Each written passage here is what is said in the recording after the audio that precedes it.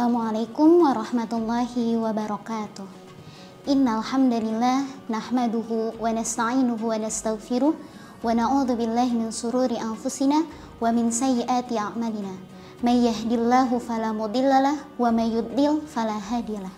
Asyhadu an la ilaha illallah wa asyhadu anna Muhammadan abduhu wa rasuluh la nabiyya ba'da. Sebagaimana Allah muliakan satu makhluk di antara makhluk yang lain, Allah muliakan manusia di antara semua ciptaan. Dan sebagaimana Allah istimewakan matahari di antara ribuan bintang, Allah istimewakan malaikat Jibril di antara malaikat-malaikat yang lain. Dan sebagaimana Allah istimewakan bulan Ramadan di antara 11 bulan yang lainnya. Yang dimana kata ulama disebutkan bahwa kedudukan bulan Ramadan ini sama halnya seperti kedudukan matahari di antara ribuan bintang, yang cahayanya jauh lebih terang, yang manfaatnya jauh lebih besar.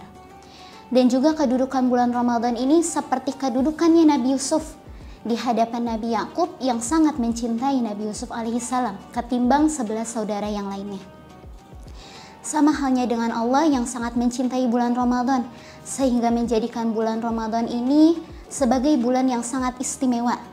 Sehingga siapapun di antara hamba-hambanya yang mengisi bulan Ramadan ini dengan pahala-pahala, dengan ibadah-ibadah yang istimewa, maka akan mendapatkan kedudukan di sisi Allah sama halnya seperti kedudukan Nabi Yusuf alaihissalam di hadapan Nabi Yakub alaihissalam. Sobat Al-Mustarih dimanapun berada, pada kesempatan kultum ini saya akan membawakan mengenai keistimewaan-keistimewaan yang ada pada bulan Ramadan. Yang pertama adalah bahwa di bulan Ramadan ini Allah turunkan Al-Quran. Seperti firman Allah dalam Quran surat Al-Baqarah ayat 185. A'udzu billahi minasyaitonir rajim. Bismillahirrahmanirrahim. Syahrul Ramadan alladzi unzila fihi al-Qur'an hudal linnas wa bayyinatin minal huda wal furqan walau kana ayah. Shadaqallahul adzim. Jadi disebutkan bahwa di bulan Ramadan ini Allah turunkan kitab suci Al-Quran sebagai petunjuk bagi umat muslim. Lalu disebutkan juga dari Wasilah bin Al-Asqa bahwa Rasulullah SAW bersabda bahwa suhuf Ibrahim itu diturunkan di awal Ramadan. Lalu kemudian kitab Taurat diturunkan pada hari ke-13 Ramadan. Lalu sebelumnya ada kitab Injil yang diturunkan pada hari ke-6 Ramadan. Dan sama halnya dengan Al-Quran yang Allah turunkan di bulan Ramadan. Jadi betapa Allah mengistimewakan bulan Ramadan ini, sehingga di bulan Ramadan ini Allah turunkan semua kalamnya, Allah turunkan semua firman-firmannya, ya, sehingga kata Allah, siapa saja yang mengetahui keistimewaan daripada bulan Ramadan ini, niscaya ia akan mengisi Ramadannya dengan memperbanyak bacaan Al-Quran. Lalu keistimewaan yang kedua adalah bahwa Allah menjadikan di bulan ini untuk mewajibkan manusia berpuasa. Firman Allah dalam Quran surat Al-Baqarah ayat 183, A'udzu billahi minasyaitonir rajim. Ya ayyuhalladzina amanu kutiba alaikumussyam kama kutiba alal ladzina min qablikum la'allakum tattaqun. Shadaqallahul adzim. Ya. Tadi seperti halnya bahwa Allah menjadikan bulan Ramadan ini bulan yang istimewa, dan di dalamnya pun Allah turunkan perintah untuk berpuasa, yang dimana puasa ini dilakukan secara 1 bulan penuh. Sehingga kata Rasulullah pun bahwa barang siapa yang berpuasa di bulan Ramadan dalam keadaan beriman dan dia mengharapkan pahala dari Allah, maka akan Allah ampuni semua dosa-dosanya pada saat itu. Dan perlu kita ketahui bahwa yang namanya puasa Ramadan ini bukan hanya sekedar puasa atau ibadah yang hanya dianjurkan, tetapi puasa Ramadan ini merupakan rukun Islam, yang dimana ketika seseorang meninggalkan, ketika seseorang enggan melakukan puasa Ramadan ini secara sengaja, maka akan tertolak keislamannya. Lalu keistimewaan yang ketiga adalah bahwa Allah menjadikan bulan Ramadan ini sebagai bulan maghfirah atau bulan penuh ampunan.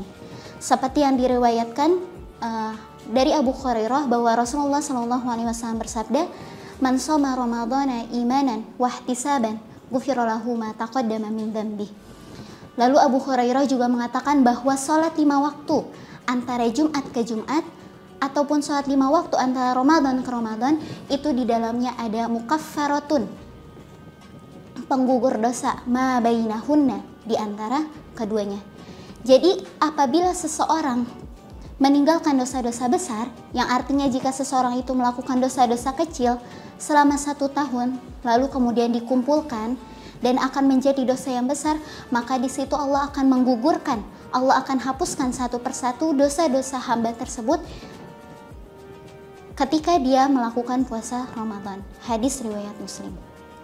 Nah, jadi barang siapa yang mengisi Ramadan ini dengan banyak pahala, yang mengisi Ramadan ini dengan banyak ibadah-ibadah yang tentunya istimewa, ibadah-ibadah yang dimana dengan ibadah itu bisa mendekatkan diri kita kepada Allah, maka kata Allah akan jaminkan semua dosa-dosanya akan Allah hapuskan pada saat itu juga.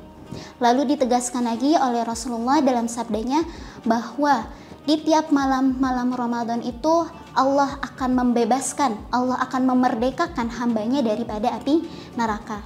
Jadi hendaknya ketika Ramadan itu masuk gitu ya, ketika kita masih diberikan kesempatan bertemu dengan bulan Ramadan, maka hendaknya kita berharap kepada Allah bahwa di antara malam-malam Ramadan ada satu malam yang dimana Allah akan menyebutkan kita sebagai ultaqo, sebagai orang-orang yang terbebas dari api neraka, karena dihapuskannya semua dosa-dosa, sehingga pada saat itu kita akan menjadi orang yang mendapatkan kemenangan karena melakukan puasa tadi.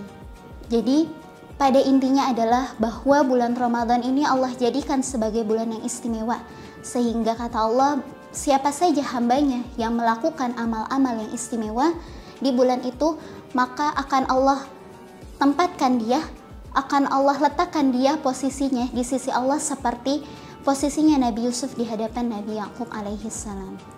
Wallahu a'lam bishawab. Sekian yang bisa saya sampaikan pada kultum singkat sore ini. Wassalamualaikum warahmatullahi wabarakatuh.